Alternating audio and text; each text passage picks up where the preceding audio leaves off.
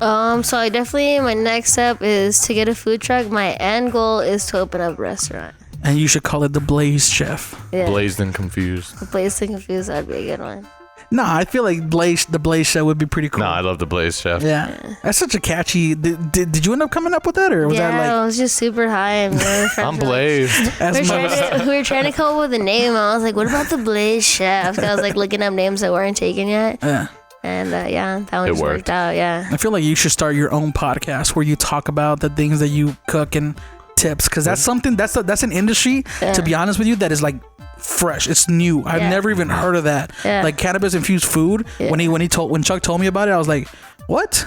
Because I've heard of edibles, but I know you could do it with actual foods. Like that's something that kind of like when CBD first came out, people jumped on it, and now there's a whole industry for it, and it's in its infant stages. So who knows where it's going to be in 5 years, right? Yeah. And the thing is, it can get priced high, right? Like you said, the concentration of the milligram in the food can like increase. What's the most expensive? Yeah, I was gonna say, let's talk about prices here. So for prices, I mean, so when I started off in Cali, the reason why I didn't like it there is because Cali, they have really, really low prices. But out here, you go to a dispensary in Vegas, you pay like $20 for an edible.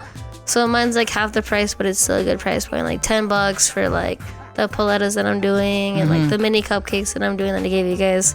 Those are like $4 each, $5 each, depending on the milligram. But some of them are a little lower. That's pretty affordable. I mean, compared to the places out here in Vegas. I mean, I heard that they're like overcharging for things. Well, I think to an extent, because dispensaries have to pay a different sales, like a tax that's like super high, so they have to charge a little bit more to make their money back on that tax. But some of them are not overcharging. only that, but their milligrams are so low too. You're paying so much for something that's barely gonna get you high.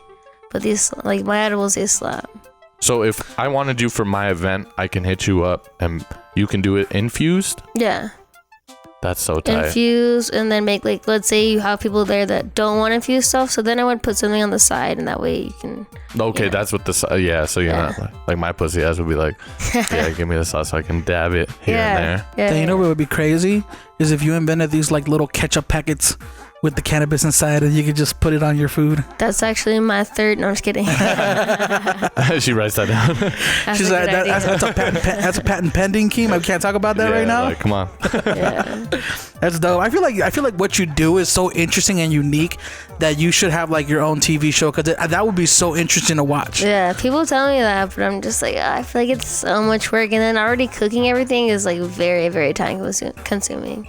How long does it take you to produce or to cater an event or to make the food? It usually takes I'll prep like at night and then cook in the morning, so it usually takes it like a day almost. So it's a little bit different than sorry, man. I mean, I don't want to lose this train of thought. Go ahead. So is it like you cooking like a specific meal versus you cooking a meal with cannabis infusion in it? Is the process longer, shorter, the same?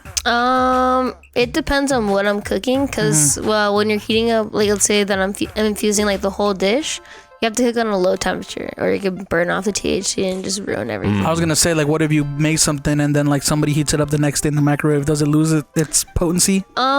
It depends. Like whenever somebody buys like a plate off me, I'll tell them to not heat it up too much, because it will burn off the THC inside of it. Yeah. Interesting. So when you do these like trade shows or you go to these events like Culture and Cannabis, you kind of have to take stuff with you that doesn't need to be hot, right? Yeah. Okay.